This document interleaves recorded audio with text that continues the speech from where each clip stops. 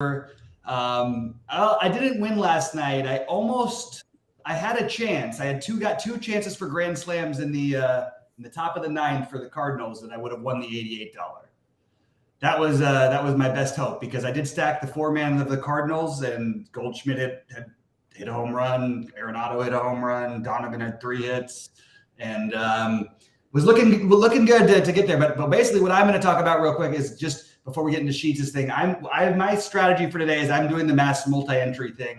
I think I need to sort of revisit some of my stuff because I have good ideas, and then I end up sort of pulling away from it, like only having one set of lineups with St. Louis, as I sort of figured out that I kind of wanted them on the show when I realized the ownership would be low. I think I need to figure this out and get some more exposure out there. So that's my lesson to self. Looks like you had a nice run there, Sheets, in the Monster. Talk about it. Speaking of the needing of that grand slam, huh? Oh yeah. So I saw that ridiculous swing at strike 3 by Nolan Arenado, just like everybody else did. Oh my God! So you were right there too for a bigger one. Yeah, this was the 11. This was the Monster on FanDuel, and I did the 4-4 with Colorado and St. Louis, and I just didn't quite get all the way there. That's pretty much it. Yeah. But this was pretty good. This one also got. I used the same lineup in that Roto Grinder single entry thing, and this got like 5th or so in that. Yeah. For like 7. That looks. I mean, that definitely could have been a winner, man. Yeah. It's very much so.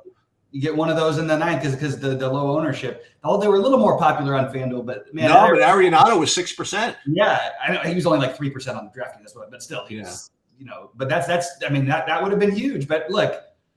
It happens. I'm not complaining about this. Do you want to know the truth? Are you kidding? No, I know you're not going to. I would be. Just in the interest of complete transparency. You would have won because you had the other 2 guys. I don't know. Let me just see. The guy who won I needed to get another. I needed like 40 points. Yeah, counting your guys on base, you would have gotten it. Oh no, they both scored anyway. Goldschmidt. Yeah. They wouldn't have quite gotten there. So you would have been like 3 points short. I didn't have the Ha-Seong Kim with the 2 home runs. Yeah, I had him in my Cardinals stack actually. That was why I was especially frustrated. Just nothing else from the Padres though. And then I cashed in the 4 ball or whatever. That's the one I had the Kansas City who started off like on fire, and then Perez hit the home run and put me in first in that, but that one had Corbin in it. And he was doing great, and then he did his first. And then he wasn't, yeah. And even with Corbin, it still was worked out okay. But you just can't have 7 points. It's not going to do it. Yeah. But I was wondering if you ended up sticking with any of the Ashcraft because he ended up doing really, really well. Yeah, he was in that one that I could have won with had I got the hook. Oh wow. It was Ashcraft. My pictures in that one were Ashcraft and what's his name? I ended up the one lineup I used the cheap guy Yarbrough, and he had like 14 and Ashcraft had 18, so it was actually like a perfect combination, like with the spend ups. But live and learn, and today, so I will be talking a little bit different as we go through games, just because I think I need to improve my overall play. I don't want to be just results oriented, but there's definitely something that it's right there for me. There's the 111 today. I can play spread out some lineups over there. There's the 222 on FanDuel, and then there's the $3 that they have the 150 max every day, which I just need to play. So I need to write a script, and that's what I'm going to be doing differently today. So first thing about today is that there's definitely weather here. Yeah. So specifically, Atlanta at Boston. Which is Boston. Yeah, in Baltimore. That's a really big deal. I mean, considering that Atlanta's rates to be probably the best stack. Then there's your Yankee game too. The Yankees. There's like a room. There might be like a little bit of thunderstorms for a minute. You know what I mean? I don't think it's a big deal. Well, so I'm supposed to be playing golf with Matt at like 6:30. So for like an hour and a half, I'll give you a better idea then. Yeah. And I see Colorado, Washington, maybe, but again, Washington could be fishy sometimes. So be careful on that. Yeah. Well, Baltimore, Philly. That's not in the main slate, right? No. Okay. It's not on the main. Oh, that's very. Wait, no, Washington. No. Baltimore at Philly is not on the main. Yeah, Baltimore, Philly is not on the main slate. But Washington is like the one that always scares me because even when people feel good and they say that the weather looks okay, we just have seen it happen so. Yeah, that's what I meant to say. That's what I said when I said they're fishy over there. They can. Yeah. Yeah, you're right about that. All right, well let's get into it. Let's go game by game and see what we can figure out here. And this is another good argument for why it makes sense to have, I don't know why I'm excited to at least be going back to my old scripting stuff, because it's I'll embrace the variance when I'm playing 150. So let me ask you: are you going to like set your own? Are you going to use SaberSim? Or are you going to set your own rules with Lineup HQ? I mean, how are you going to do it? I'm going to do it through SaberSim, but I'll set my own rules in there. I'll do all the stuff. I've done it a few times. I did it for the NBA a couple times with SaberSim. I've done it for. I did it more back in the day on RG, but no, I know that. That's why I'm asking. Like, I've adjusted a little bit. I understand SaberSim is going to give me some things. So what I tend to do, like if this was a big football weekend and I was playing 150, this is what I've done in the past. I'll either build a script for 50 lineups or 75, and either trickle it down and make the hand adjustments for them. So for some of them. So anyway, all right, let's move on. Let's get into the day slate. Let's look at the game by game. But nice, at least you had a nice day yesterday. Yeah, that's good. That's good to see.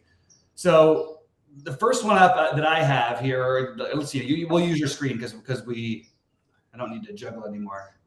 You want to pull up your DraftKings? I thought I had it up already. No, you got the FanDuel. It's so funny the way that worked because let's share this tab instead. There you go. There we go. Okay. All right, Herman and this is your game. You started off. This is you're the New York guy here. Yeah. This is one of those that I don't have either Verlander or Herman when you just like look at my sheets as being a priority. Like I have like 5 or 6 pitchers like better than them. And then when I actually ran a SaberSim build, it just really wanted me to play a lot of Verlander, which is interesting to me. So I have to I guess ask you your opinion on that. I would have Verlander right now as 28% if I stuck with what DraftKings wanted me to do. But I do prefer others a little bit better, but he certainly is in the mix. Herman, I would have thought I'd get to a little bit, but not really. What I am getting, it's funny, is that again when I do my SaberSim build, at least the early ones, like the Mets were actually my top owned stack. Wow. And again, maybe that's because of ownership or whatever, but that's what I have. Because when I actually look at my sheets, I really don't have them as that big of a priority. So I'm going to take another look at this. But right now, I would say instinctively, I probably want to play someone other than Verlander. Okay, that's just my instinct on this. And my instinct is that I probably wouldn't want to play the Mets against Herman. So I probably am going to force my way off of this when I probably should stay on it. Yeah, I have interest in both pitchers to some extent. Probably, they're two guys who I definitely don't mind being overweight on. We've seen the Mets struggle at times. I'm just going to pull up some updated. One thing I've also going to start doing is I've been looking at season stats for so long, and it's really time to start adjusting to last month's stats. You know what I mean? Okay. Because you're getting. Usually, I wait till like right before the September call-ups for that kind of stuff. Mm-hmm. But we just have so many different guys playing than we're playing before, and. Like, I mean, take Cincinnati. They literally have like 1 or 2 guys that were actually on like the starting lineup, and obviously they've been better for it. But the Mets, just the season against righties, it's not that they don't strike out a ton, they don't hit much either, but they have been, they've struggled at times. So I'm just open to both pitchers. Herman has been really, really good lately. I know he gave up a big home run that cost him a really good outing his last time out. But I'll give the edge to Verlander as the guys I prefer. So that's where I'm at right now. I would also like to say that maybe not as much today as it will be later in the week, but it is supposed to be hot in New York for the whole week. So just throw that out there. That's good. It's going to be, and by the way, I'll throw that right back. It's going to be hot in California as well. Okay, we'll get there. We'll remember that with everything. When Santa Barbara starts hitting the 90s and stuff, and you're on the water, it means like 105 at least. All right, so Washington, Colorado feels like an obvious spot where people are going to want to attack. I'm always lower on Colorado outside of Colorado, although I look, they had a good day yesterday. I like picking on Trevor Williams in general. I am a little lower on picking on Gomber, as I mentioned, because everyone does. And I mean, look, we've got 6 straight starts in a row where he's got double-digit fantasy points. It may not sound like much, but you're not beating anybody who's scoring double-digit fantasy points to win a tournament. You have cheap pieces from Washington, and you've got depending on what lineup. If Cron and McMahon are in the lineup for Colorado, I will have some interest in Colorado stacks. But as of right now, I'm probably going to be pretty low on this, considering that I think some people are going to go there. Where do you stand here? Yeah, I'm like off of this whole game. Okay.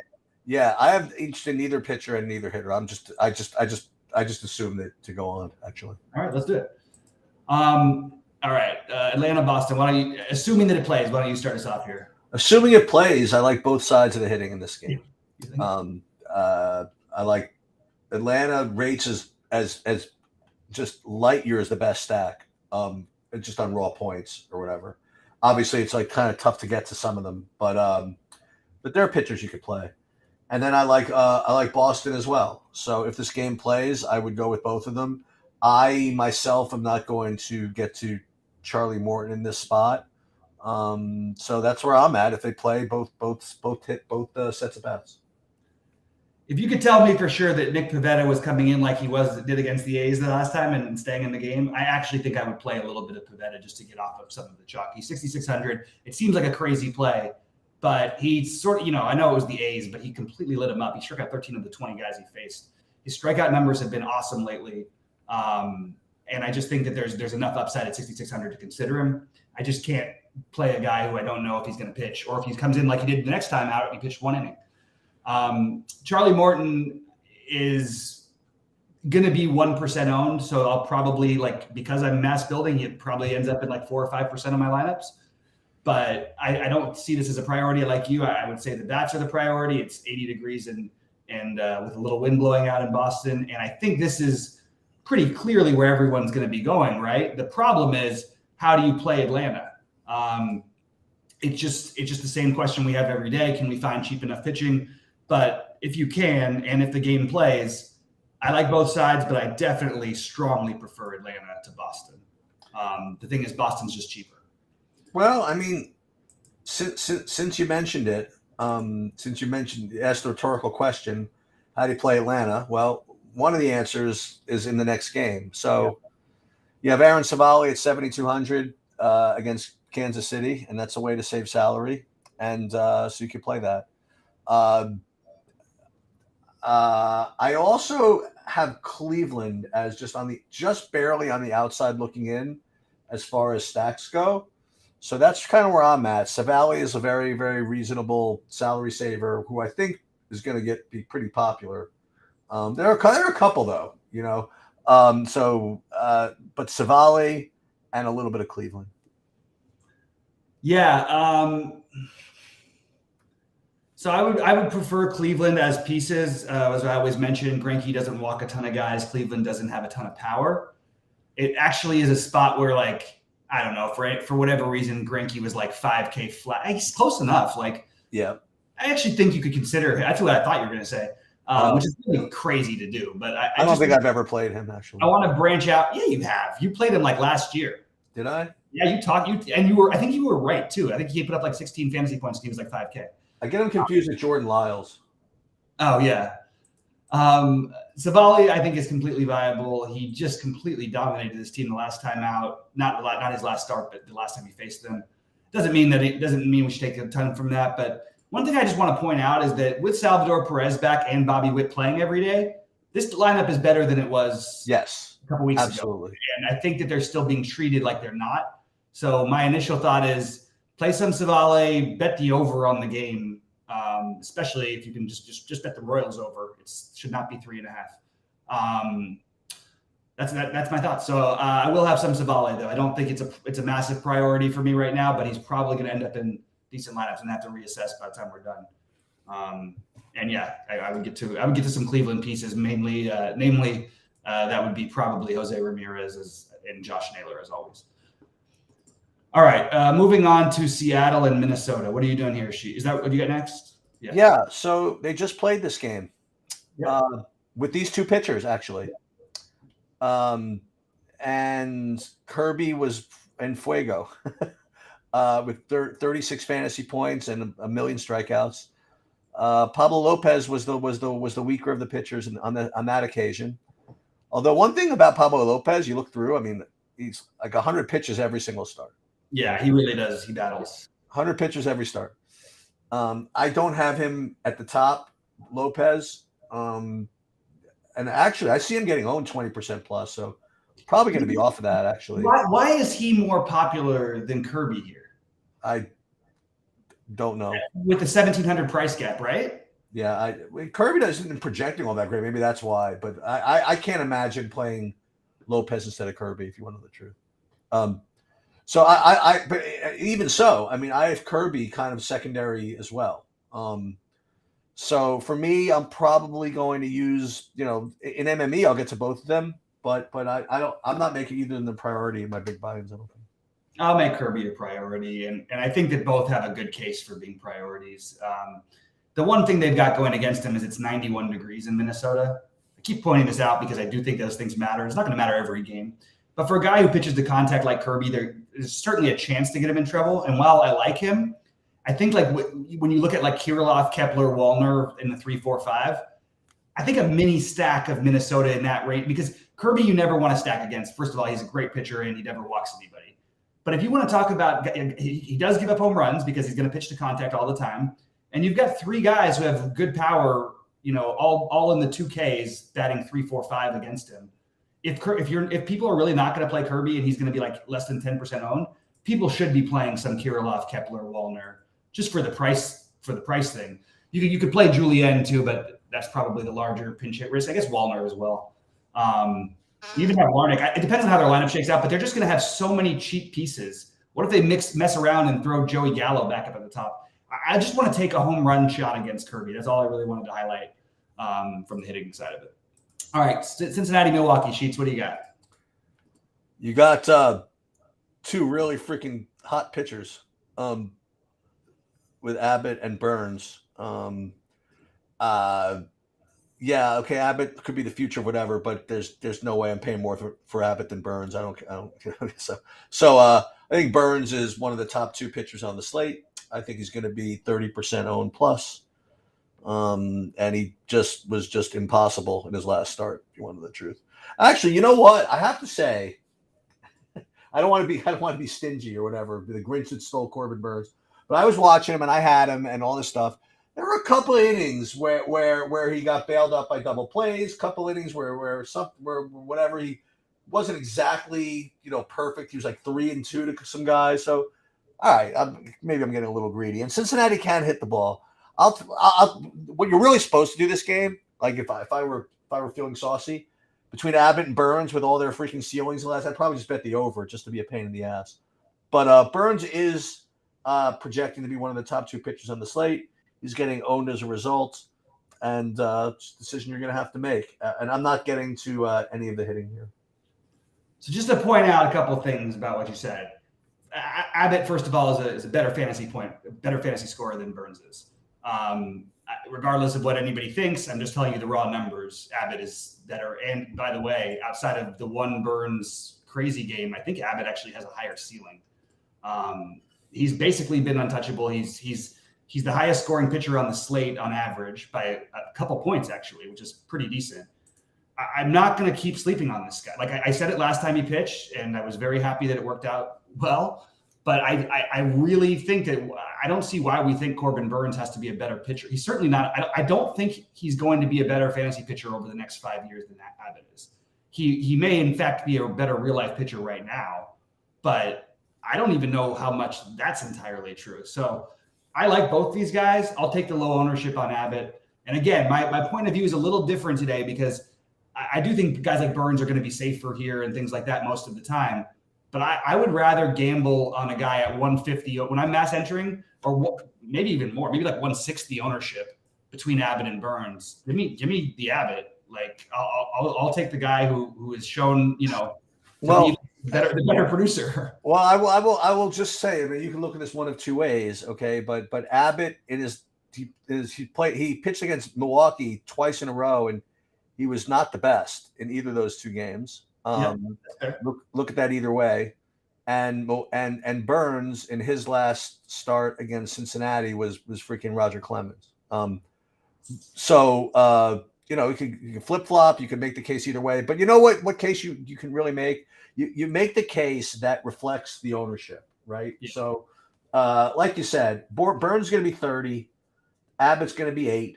You know, and you know, if you're playing for this is one of the reasons you play 150, so you can play Abbott and not feel all whatever about it. No, but I even go further with it if I'm playing, especially those ones where it takes a million things to win. Just go I would genuinely consider playing like 25, 30% of them, maybe even more. Okay. Because I think that it's the kind of play that's worth a gamble. When even though again, like you mentioned, that was the best point that could be made is that Milwaukee, for whatever reason, is the only. In fact, they're the only team he hasn't pitched really well against so far. Right. But I'm just going to believe in the talent level, the strikeout upside, the weak Milwaukee lineup, et cetera, et cetera. And I love the low ownership. I'm getting a little contrarian, but that's more for MME. But even for I don't feel this is another one of those days. I don't feel incredibly safe with hardly any pitchers. Anyway. I would be curious to know, by the way, I'd be curious to know how these kind of revenge games with pitchers and hitters and pitchers and opposing teams actually work out. You know, I'm sure people have done work on it. So, because they had the Kirby game, same thing, like against Minnesota. He mowed him down his last start, you know. So how does that? I'm just curious if there's any tracking of that. Anyway, yeah. So talk to me about the Cubs White Sox, because I actually have a lot to say from a projection perspective about this and from a build perspective. Let me start actually. Yeah, go ahead. I'm just going to say what it is. So on DraftKings, I have Chicago as probably the best value overall on the slate. Okay, the Cubs. And pretty good raw points too. Enough for me to say they're probably my favorite overall stack according to the sheets for the Cubs. Now, the next thing I will say is that on FanDuel, I ran a whole bunch of lineups and whatever, and probably my highest owned pitcher is Michael Kopech. So I have no idea what to do. I have no idea what to think of all of this. What do you think of this game? Yeah, this is a tough one. The Cubs, for what it's worth, are basically average except for a lot of power against right-handed pitching. You do have 10-mile-an-hour winds, I believe, blowing in, and I know it doesn't matter as much for the White Sox as it does the Cubs, but it is probably one of the stadiums that matters the most outside of the Cubs. So 10 miles an hour blowing in from left center. So that sort of turns me off a little bit to the full stacking nature of it because I want the home run upside. I am high on the lefties for the Cubs, and I also think Kopech deserves to be in the consideration. And I'm probably just staying away from the White Sox personally. The guys I want to play are righties. And as I mentioned, this is not a great spot. Maybe you play Yasmani Grandal or something and Gavin Sheets with Berger, he can hit it out anywhere. You could put 20-mile-an-hour winds against him. He's going to have no problem. It's a big boy. Yeah, he really hits it. It either goes 450 or it goes 5 feet. I like the idea of playing a little bit of Kopech. And I also think, just point out that Cody Bellinger has been the best hitter in baseball for about a month and a half now. He's hitting 480 over maybe a year and a half. No, don't say a year and a half. He was hitting 190 for the Dodgers. Oh. So he's one of the guys who left us. Everybody's like, oh yeah, the Dodgers keep complaining. Look at these guys come over. We let our guys go. Look what they're doing. I'm like, we just picked up JD Martinez who had 10 home runs last year, and he's third in the league in slugging. You know what I mean? Anyway. Yes, Kopech, but a little bit of the Cubs lefties. All right, Chiefs, start us off with the other 5-10 or the other 8-10. Yeah, I have Texas, Houston, and I have this as a pass. Actually, that's not true. On DraftKings, I'm getting about 15% of Texas. And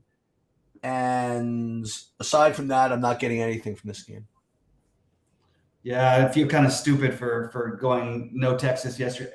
I even forgot the other guy too. I forgot Semien was out of the lineup too, I believe, yesterday, wasn't he? Yeah, but everybody the whole game. They were all out and everybody crushed. Like, yep. Maybe he played. Maybe Semien did play. Anyway, I think Texas is viable as an option. They're not my favorite, but I don't have that many teams that I'm totally obsessed with.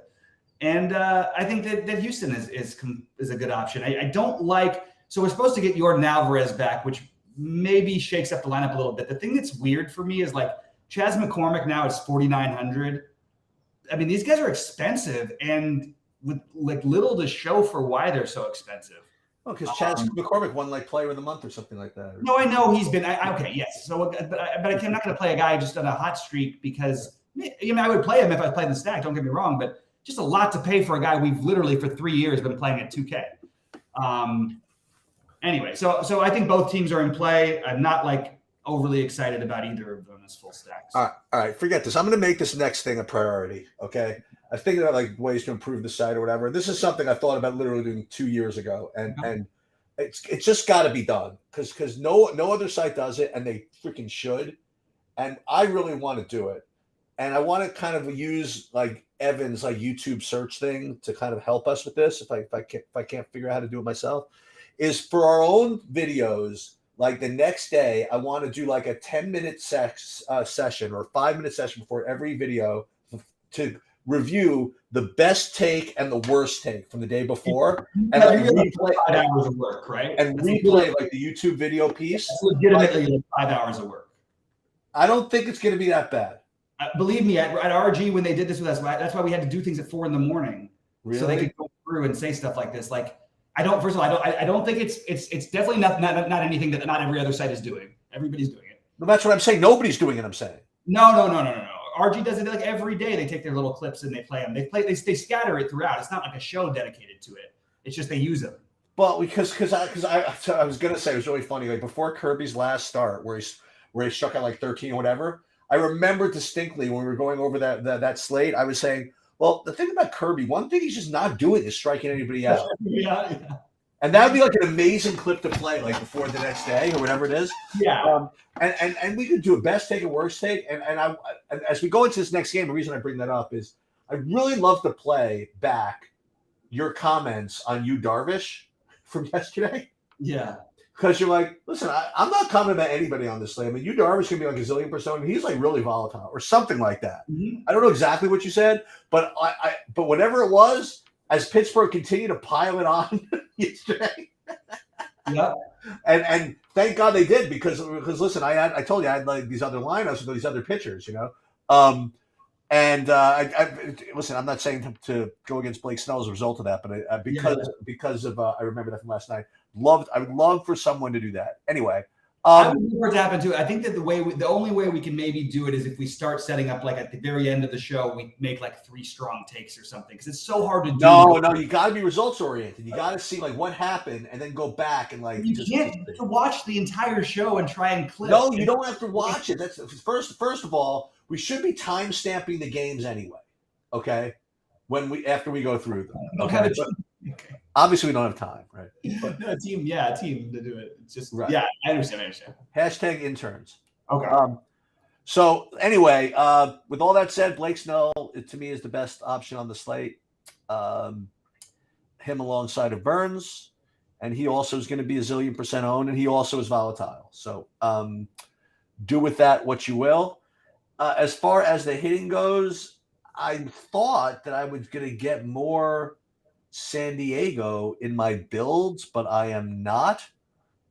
So that's kind of where I'm at. Is Snell and nothing for me right now. Yeah. Okay. So I'm trying to figure this one out because I know that I understand that Snell is going to be really popular and it makes perfect sense. The Pirates strike out a lot against lefties. The interesting thing is the Pirates also hit lefties really well, more for average than they do for anything else. I'm just taking a look at their patience. Well, that's bad enough when you're a 10K pitcher. No, I'm just trying to find any other angle on this game. So, you look at their I'm just trying to see what they're again, I'm looking at season stats and I will start shrinking this down, but real good on base percentage. So actually Yeah, I mean, there's an opportunity for them here. No. I don't think I'm going to do it on this size of slate, but I don't think it's crazy to play some Pirates. I also think that like the Padres are basically, they're like the fake team in baseball. They're like the team that looks sexy on paper, but they really don't ever produce, or don't produce nearly enough. Having said that, I kind of like them a little bit. I also think that if you want to take a crazy play, maybe Rich Hill is the crazy guy that you can roll with at 6,100 if you want to dive that low. But I don't really feel good about any of it. I think the Padres are fine. I think if the Atlanta-Boston game gets canceled, they're going to be really popular. So I'm sort of not taking any huge stances. And then Snell right now, I have him rated towards the top too. I think he probably would be the top guy for me if I had to pick somebody outside. He and Lopez are close, but I certainly see an argument for fading him. So like probably a below the field, but he's in my big buy-ins type of thing. All right. Next up, we have Arizona and St. Louis. Yeah, so I didn't even get a projection on Merrill Kelly. I guess I didn't think he was starting or something, or the industry didn't think he was starting. But it says here that he's being activated to start Tuesday against the Cardinals, and he pitched 2 simulated games and is up to 75, and he's due for a normal workload. Okay, against Steven Matz. Okay, so to answer your question again about how do you play Atlanta, all right, you want to play Steven Matz, you could try that. Wait. I thought you were saying that Kelly was. Oh, I'm sorry, on the other side. Yeah. I'll get back to Merrill Kelly. That's weird. I thought Gallen was gonna. I have it mixed. Okay. That's so Steven Matz, if you want to try that, again, the hope for get 15 fantasy points. Yeah, I mean, sure, you can try that. I'm not getting to any of the hitting. I don't know why this just kind of came to me, but maybe Merrill Kelly's like an awesome play. I can't imagine how or why, but you do prefer to play righties against pitch righties against St. Louis. St. Louis did have a pretty nice dramatic comeback in the 9th to win yesterday. He's going to be 0% owned, and if you're playing 150 or Bobby, I'll encourage you to put like for freaking $3. I would encourage like some of this just in case. That would be about the max I would go. Yeah, I don't see any reason to play him here. I don't buy for a second that he's getting a full workload. That's absolutely no way that's happening. They're not going to sit a guy out for over a month and then bring him back and have him throw 100 pitches. There's just a 0% chance that happens unless he has a no-hitter or a perfect game going. There it is, no-hitter. Yeah. So Merrill Kelly is not even on my board. Okay. At the same ownership, at the same 0 ownership, I can play Abbott. He's literally not on my board, by the way. Like I don't even have him projected yet. So. Yeah, and to be honest, it's really hard for me to justify the Matz thing, but I do want to find these lower. Like, why is Matz that much better or worse of a play than I think Rich Hill and Matz are actually like close? Well, because we're going to get to Alex Cobb in a second. No, I'm just saying yeah. And I actually thought that Matz would be a little. Yeah, I guess I'll consider Matz on the list. But that's pretty much most of my interest in this game. And I also think while I might have a little bit of Matz, I probably will be a little bit higher on Arizona. I just like betting on this team in general. They've got, maybe they shift the lineup around a little bit because it's a lefty and you get like Rivera. Sometimes they bat Carroll, they've batted 6. Although they should keep him at the top. But you probably get Herrera in there, a catcher at 2,200. Nick Ahmed is 2,600, so it makes the stack a little easier. I'm okay with the idea of a stack of Arizona. All right, but then we're going to move into some better situations here. Yeah. Okay. So Oakland, San Francisco. I like both sides of the San Francisco side here. Alex Cobb, as far as a cheap pitcher, and San Francisco. Again, San Francisco is always frustrating to play with the pinch hitting and stuff like that. And you don't know really even how far Waldichuk's going. But they certainly rate to be a good option. So Alex Cobb and San Francisco for me. Yeah. So I think you could definitely make a case for San Francisco. I think you could make a case for Oakland. Ooh. I mean, I like the San Francisco idea, and I actually think like look at the games that he's struggled with like lately. Cobb's a good pitcher. Like he has a bad outing against Cincinnati. I'm not going to worry about it. Ignore the All-Star game appearance. So the 3.65 points, but he's pretty solid. And it's Oakland. I think we have to have him as certainly one of the guys to prioritize, in my opinion. I would like him a little bit cheaper because he's been that way a lot of the season, but you can't have everything. And I'm definitely high on San Francisco tonight. I'm gonna take every shot. When you have like inexperienced bad pitching staffs and I don't know, the teams that I feel like I just feel very good about them, like as in terms of discipline. Although this is not the same Giants team, they've been really. I mean, obviously they're in first place, but I think this is just a good spot to play the Giants here. So, but I think the other side of it, this is really interesting because like, do you know what SaberSim has the run totals for this game?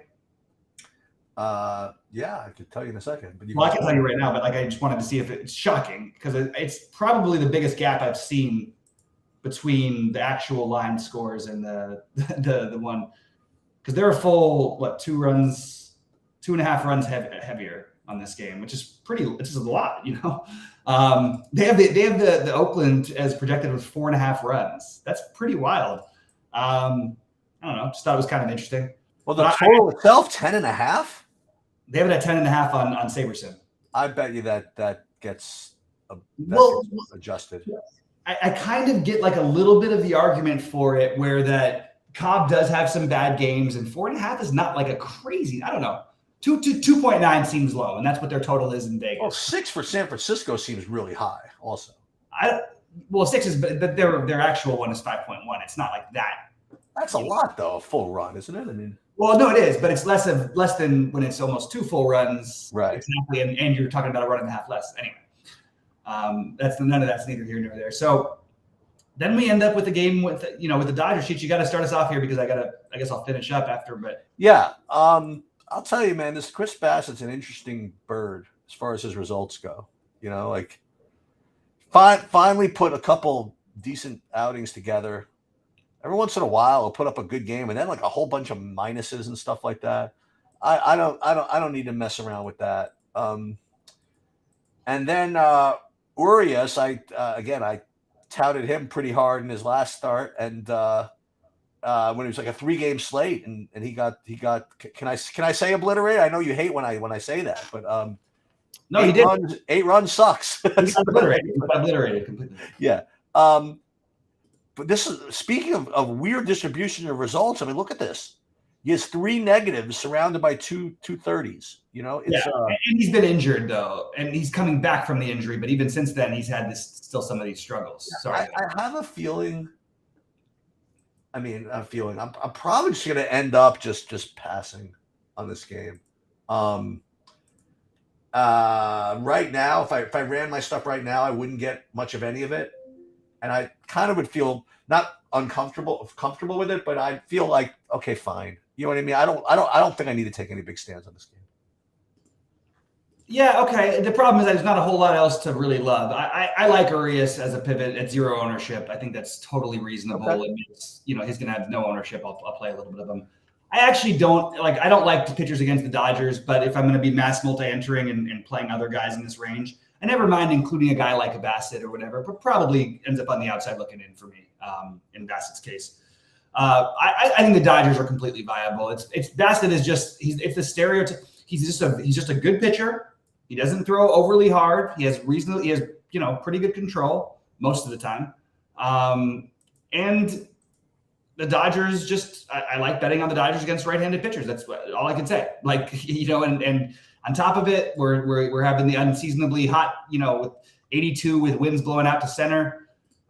I think I'm gonna have to get some Dodger exposure, and I wouldn't fault anybody if they wanted to get a little Blue Jay exposure with what Urias has been doing.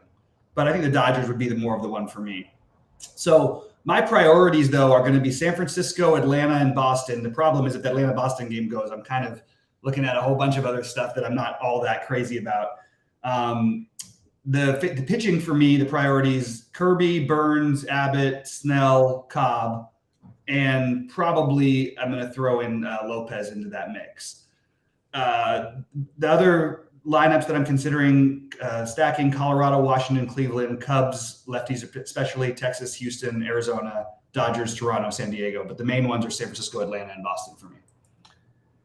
Yeah, Chicago, Boston, Atlanta, San Francisco would be my top on DraftKings if the game plays. Again, this Boston Atlanta news is pretty big. Yeah. So where did you come off on Verlander? I'm going to play some of him, but he's not a priority. Okay. And I also need the weather to clear out a little, so I don't have to worry about a delay or anything.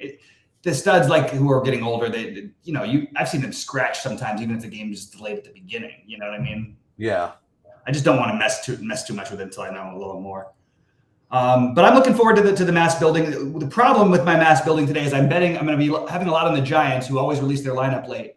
And I literally, this is going to sound funny to most people, but I have to be I'm taking my kid and his mom, we're going to see the Barbie movie at 4. So I don't know. I have to literally book it right out of here and then keep my what's it called on me, my iPad in the theater. So that's what I'm looking at tonight.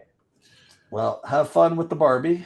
Thanks. I have to go see all of them new movies. It's been so long since I've been able to see movies in theaters. What do they say? They see the double feature. You go to Barbie, you sneak out to go see Oppenheimer or something like that. Yeah, that's right. Well, actually, that's what I would want to do. But I know I have to play to the audience here. Although it's not really my kid. It's more his mom that's into the Barbie thing. But man, what a sensation that movie became. I do want to say one thing. I really hope that Bronny James is okay. That was a horrible thing to read this morning. And I just felt God, it's the kind of thing where your first instincts are maybe this guy's not going to end up playing any more basketball. So just shooting out a little hope there for Bronny James. Very, very scary when that stuff happens. How do you think it happened, though? I mean, it happens with basketball players sometimes. He probably has an enlarged heart. Yeah.